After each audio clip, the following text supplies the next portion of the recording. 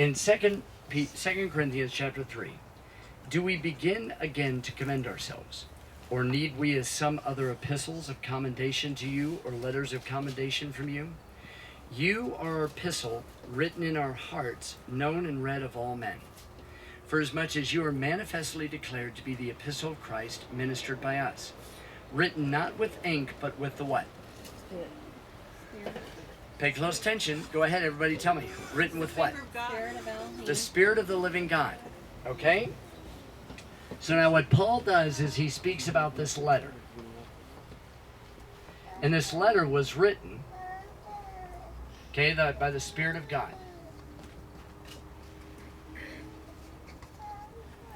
Now, when I do this kind of teaching like this, I'm teaching you how to study. Now, the reason why I'm teaching you how to study is because I don't want you listening to me. How many of you know that that's true? You know that's true. I don't want you listening to me. I want you listening to him. So my goal is to teach you how to study so that you can do this stuff on your own. Not for you to have to depend upon me every day. Okay? It's to point you, to teach you, and to give you the tools so that we no longer have to be little children anymore. We can be grown up in the faith, with faith as a little child, not acting like little children. Okay? So like a little child, what will they do? When they don't get their way, what do? They throw a fit and they cry. That's what we do spiritually, because we've only been spoon-fed all these years, rather than having somebody teach us how to study. Now remember that this letter is going to be written where? He says this letter is written on their hearts by whom? By the Spirit of God. So now, verse 4. And such trust have we through Christ to Godward. Now that we are not that we are sufficient of ourselves to think anything as of ourselves, but our sufficiency is of God. So in other words, he's making some statements may just sound like all as he's saying is a statement that says, is that a lot of feedback for you guys? Is that bad? Okay, so what he's saying is this. He's making a statement. He goes, okay, what I'm about to tell you guys, I'm not relying upon my own self to tell you these things. Now, he makes this statement for a reason, because everything we see in chapter 4 is about man-made stuff. So Paul says, I am not sufficient in myself to be able to do this. So the one who I find my sufficiency in is of God. And so in verse 5, he says, or verse 6, who also has made us able ministers of the New Testament, not of the letter, but of the Spirit. For the letter kills, but the Spirit gives life. Now what he's going to do is he's actually going to make a comparison here between two things. He's going to make a difference between the letter and the Spirit. And you need to make sure that you understand this. Because he says that the letter, what it does is it kills. Okay, but the Spirit, what does it do? It gives life. It gives life. Okay? Now, you say, well, he's a minister of the new covenant.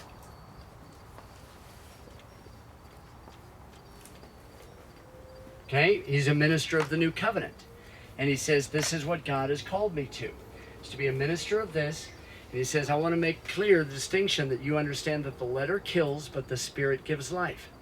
Now this is important because as the men were talking this morning, we're talking about, hey, we don't want to just know facts and intellectual stuff. We want to know how to make it work. Okay? Now remember that. Because if you don't know how to make it work, there's no spirit inside of what you're doing.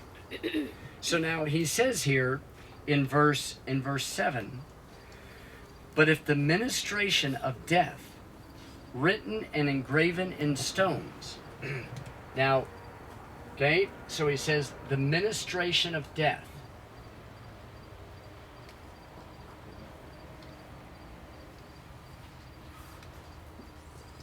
Okay, it was written and engraved on stones. Okay, the letter kills. In the ministration of death, it was written on the stones. Now, do you remember? It was the 10 devarim, the 10 words that were written on stones, right? Okay, now the rest of the Torah was not written on stones. It was written on scrolls.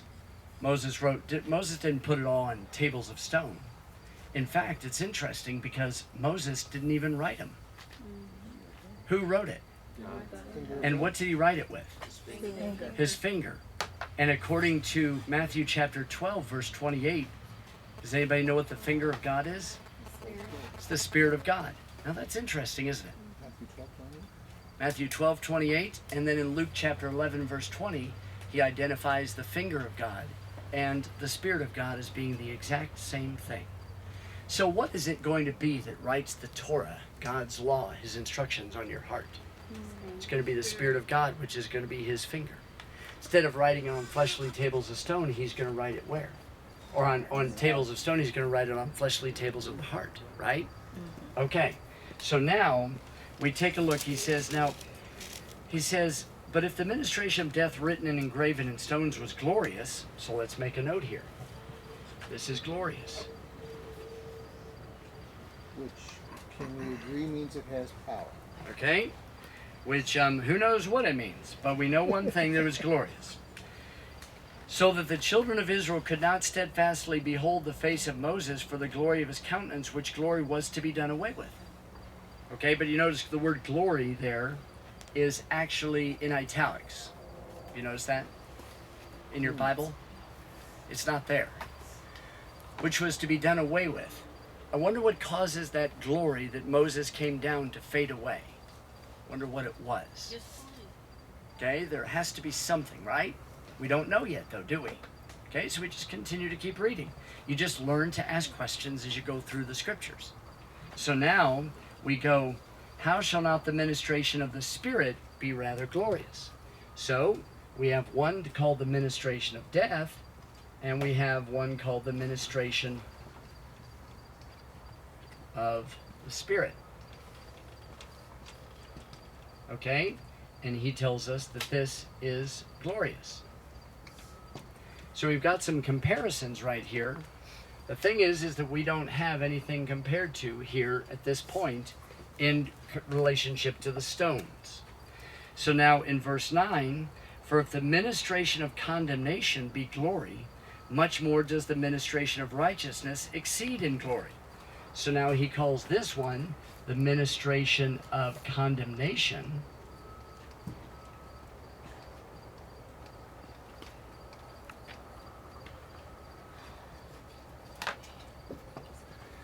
And then he calls the other one the ministration of what? Righteousness. The ministration of righteousness. More. It's more.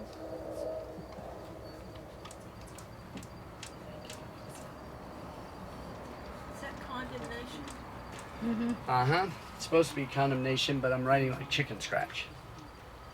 Okay, so now he says, so if the ministration of condemnation, please notice what he says here. But the ministration of condemnation be glory. Now, how in the world can the ministration of condemnation be glory?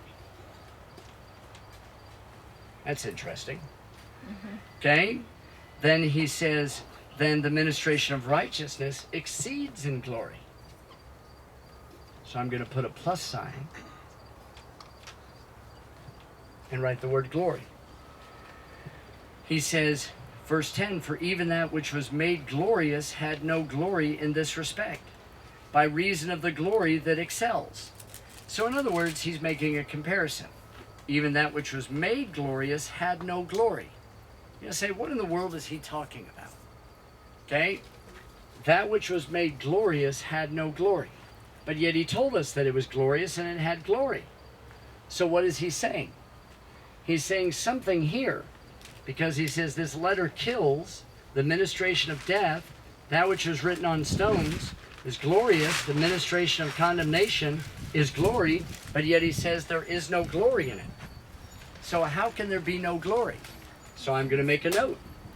So I'm going to write no glory, and I'm going to put a question mark, question mark, question mark, like that.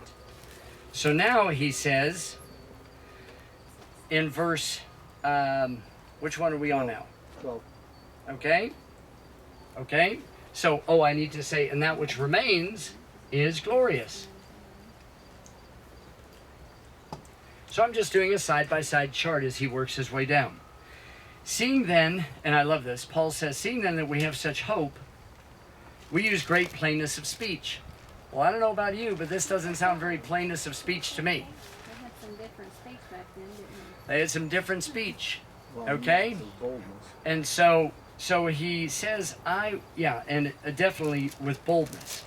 With great boldness of speech, he begins to explain. Not as Moses, which put a veil over his face, that the children of Israel could not steadfastly look to the end of that which is abolished. Now, something here is going to be abolished. It's interesting.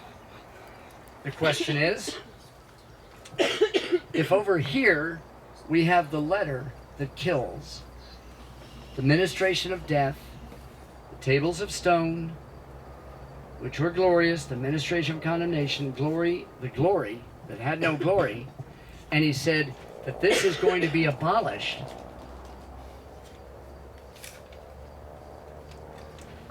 I don't know about you, but this is sounding kind of weird. But it won't sound weird until we go back to the story. That's why you can never interpret the Old Testament through Paul. You have to determine the Torah and the Old Testament and see Paul through that. Just a small point in that I think really is showing itself, at least in this instance, in translation.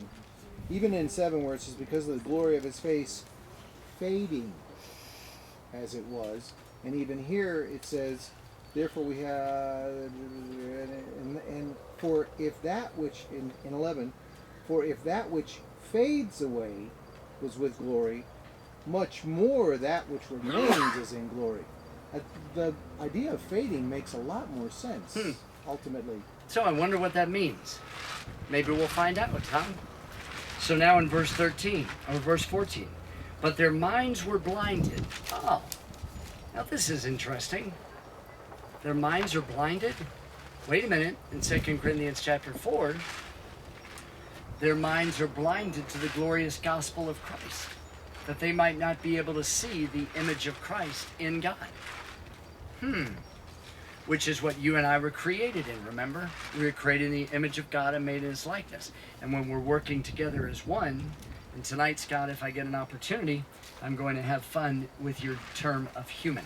Okay, good. Okay? So remind me and just say, hey, Alan, are you a human? Okay? So now, but their minds were blinded, for until this day remains the same veil, untaken away in the reading of the old covenant, which veil is done away in Christ. Okay, so now what he says is he goes, there is a veil.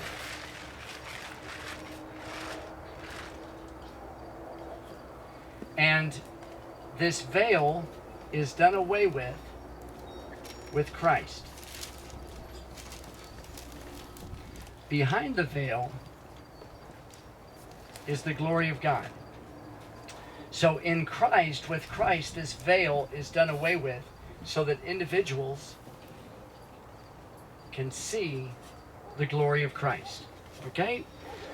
So we know there's something that's actually covering this up.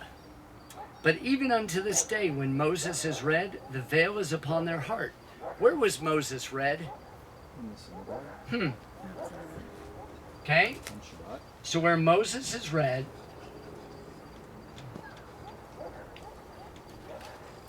is in the synagogue. May I ask a question? Yes.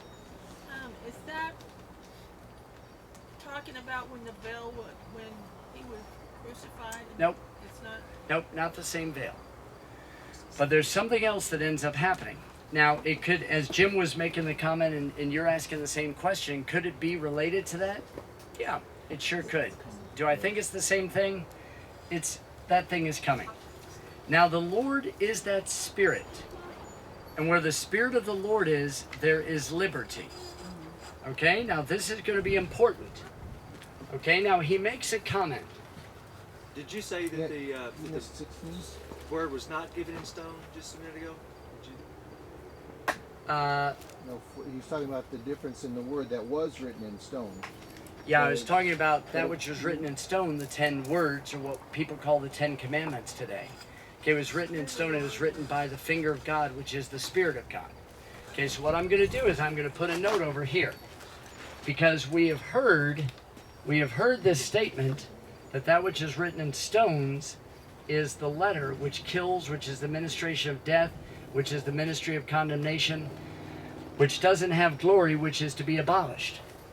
Okay, right? So now I'm going to put up here Matthew chapter 11, verse 28, and I'm going to put Luke chapter 11, verse 20. Yeshua is teaching a lesson. And the lesson that he's teaching is on the Sabbath day, he was casting out demons. And the Pharisees came to him and said, I think that should be Matthew 12, 28. Sorry. Okay, then here we go. We're talking about finger of God. Uh-huh. Yeah. So now we have the finger of God is equal to the Spirit of God, according to Yeshua's own words. So, the finger of God, which is the Spirit of God, is what wrote the commandments on the tables of stone. Okay? So now he says here in 2 Corinthians chapter 3, now in verse 17, now the Lord is that Spirit. And where the Spirit of the Lord is, there is freedom. So now what I'm going to do is I'm going to put a note up here that where the Spirit of the Lord is, there is freedom. Not bondage? No, Oh, okay. Did you have a different translation? I'm sorry. I have a different translation. Now, but we all with open face, beholding as in a mirror, the glory of the Lord, are changed into the same image from glory to glory, even as by the Spirit of the Lord. Okay? Now, do you remember how this right over here, this said that this letter was glorious? And what we're doing is we're actually being changed. He says from glory to glory. And what's doing that? And it's accomplished by what? By the Spirit of God. Well, actually the unveiled face, beholding. That's right. as in a mirror That's right. With glory of open God. face. Yeah. With unveiled face. So unveiled face. So an unveiled face, what is he telling us? That means that in Christ, whatever that veil is, that's been removed away. The question is, we don't know yet what that veil is. It doesn't tell us yet, does it? So if it doesn't tell it, don't start guessing. Okay? Make sure that you've got two witnesses to be able to define everything that you do. Okay? So now we have this picture. We have two things that are given right here. Now for us, what we want to do is we want to go back, and we want to go back to Exodus chapter 32. Before we go back there, can I You sure say can. something? Back here you said you didn't know what why one was glorious and the other one wasn't. I think Ken answers it for us. And what's that, Shirley? For even what was made glorious had no glory in this respect because of the glory that excels. Okay, so are you looking at it as a comparison? Yes. So one glory is nothing compared to the other glory? Yes. Okay, good. All right, so that's pretty good stuff. So now in Exodus chapter 32, what story do we have here?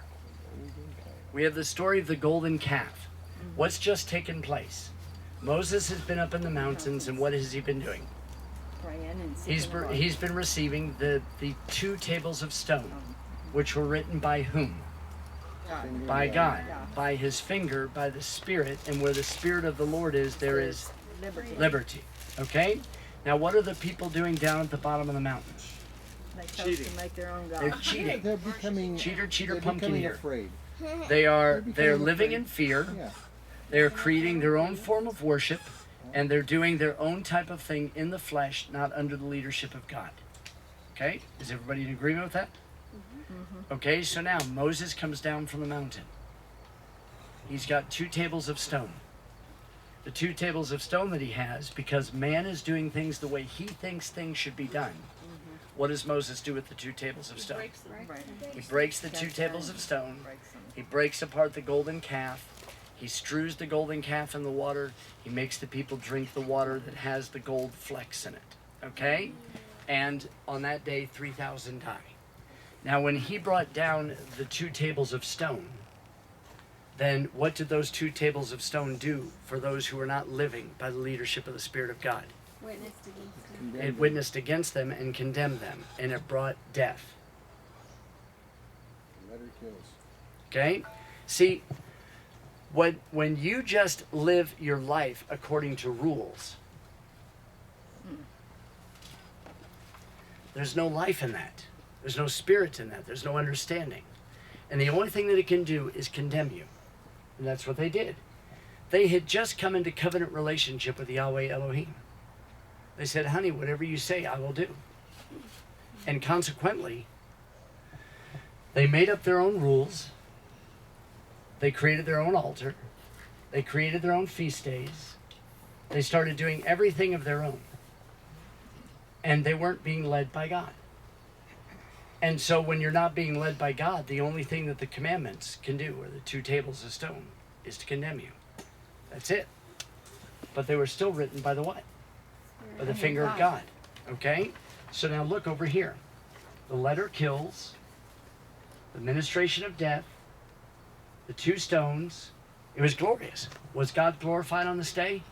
You bet your sweet petunias he was. Okay? But it was a ministry of condemnation, Yeah. which led to glory. But it didn't have a glory in itself. And so now, what was abolished? What was abolished was the letter of the Torah is abolished, where man does what he thinks he's supposed to do. It's a man-made Torah. That's what's abolished. Not what happened with Moses. What happened with Moses, anything that came from God is eternal. The Torah can't be done away with. That's why in the renewed covenant, it's the exact same Torah that should be written on your hearts. It's the same Torah that's written on your mind. Jim. And it's why we're not getting that comparison here in Exodus, because it's not appropriate. They hadn't started to rewrite this that they get in the New Testament. That's so right. we need the comparison there. That's exactly right, which is very important. So now if we go over to chapter 34. So let's go over to chapter 34 and let's take Moses on a trip coming down from the mountain.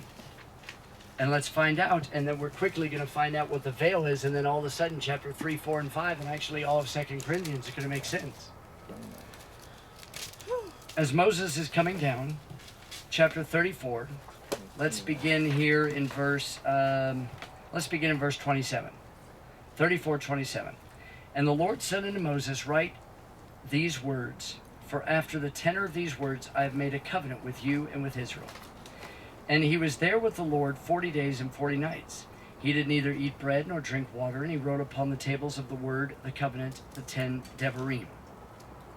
And it came to pass, when Moses came down from Mount Sinai with the 2 tables of testimonies in Moses' hand, when he came down from the mount, that Moses did not know that his skin of his face shone while he talked with him.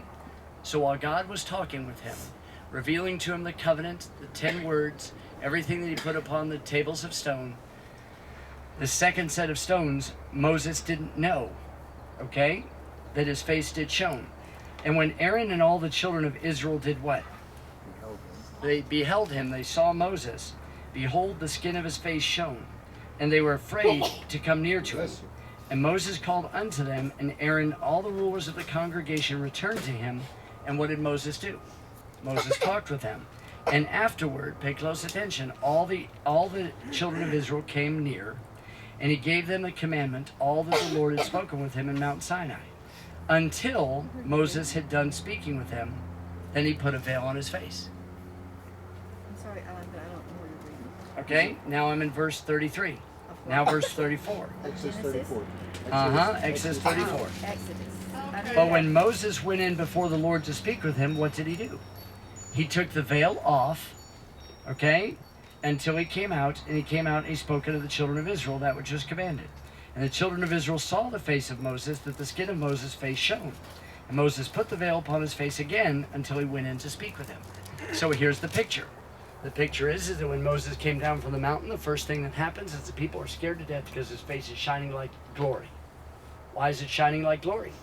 Because God has been speaking his word, and the word was the Torah. So Moses comes down, the people are scared to death. So what does Moses do? Moses says, okay, no problem, it's just me, gang. So then he talks to them. Then what he does is he goes, okay, I'm going to put the veil until he goes in the presence of the Lord. Then he goes in the presence of the Lord. He opens up his face again. And now he shows his face and he talks to the Lord. The Lord gives it to him. And he comes back down the mountain. He talks to the people. And all the people see the face of Moses, that it is shining. So then when it stops, he puts the veil over his face, and then he goes back into the presence of the Lord, and he says, a little bit more, please. Fill me up, fill me up, fill me up. And so now when he gets filled up, then he comes back down and he talks to the people again. He actually does this 5 times. 5 times. At 80 years old, this dude is a stud. Okay? He is really a horse. Being able to go up Mount Sinai and down and up and down and up and down and up and down and up and down. And each time he comes, that's glory. Okay? So now you, But can I just make a comment? of course. In verse Exodus 34:28, where it says, "And he was there with the Lord 40 days and 40 nights. He did neither eat bread nor drink water. And he wrote upon the table." Well, anyway, that's the part I'm looking at. And 40, we physically cannot go without water for 40 days. So, I guess part of my belief is one of the reasons his face was shining is because God, the Torah, was his sustenance. That was his only sustenance, which kept him alive. Yeah. Which, for that that's time right. period. Yeah, and it was the presence of God. Yeah. And so he is the Shemayim. He is the living water. Yeah. Physically his sustenance. That's yeah. right. That's That's the Shekinah glory. That's right. And so there's something that happens spiritually that takes care of your needs physically. Yes. Don't know what it is yet. Haven't been there. Amen. Can't wait. So Okay? he went without food and water for 40 days and 40 nights, but it still went up and down and up and down. Yep. Yeah. That's amazing. Well, That he is. fast food, 'cause he Ted. didn't do- sorry. I mean, could this also be a shadow showing the future of Mashiach? He went into the mount, received into the presence of Yahweh, and the glory of the manifestation of Yahweh upon him, revealing himself to humanity, to the people. Okay? And since we have a propensity to idolize human beings, have idolatry in our hearts, Okay. could it also been that he wanted to reveal the glory of the Father to the people, but yet when he veiled himself, he wanted to leave the glory with them, and so he covered himself so that they would not recognize him and extol him to a place where he shouldn't be extolled to, and put onto an idolatry situation, you know, and lift up in a position that he shouldn't be lifted up into. You know, and could that also be a reason why he wasn't able to go to the land? Because the Israelites were lifting him up. Even today, they see Moshe as Yeshua, the salvation. They look upon him as the prophet. Okay, so could that also be a picture? I'm just saying, we don't have to be totally right. I mean, it could be any variable of those things. But you know, I think we ought to, when you're tying into all this, I think we ought to go into Romans 7. Because Paul emphasizes in Romans 7 about the commandments and how that they were really given for our life and so forth. And I think it might have a tie-in there, Brother Allen. It does have a, yeah, it definitely does have a tie-in. And so what you did was you took it to a really wonderful offshoot. So, Well, I'm just saying is that we're talking about the letter killeth and the spirit giveth life. And Paul details it in Romans 7. Tells you exactly that the letter, it wasn't the letter that produced death in me. It was sin in me that produced death. yeah, And that it was always given for life. yeah. And the commandment is holy, it's spiritual. And so I just thought that And that's where the condemnation comes from. Because we're obviously talking about, it's not following the letter that brings death. It's by the letter, you're not following it, or I guess actually your point was though that really just following it by the letter, you're still open to condemnation. It'll condemn you. The law of sin and death. Law of sin and death.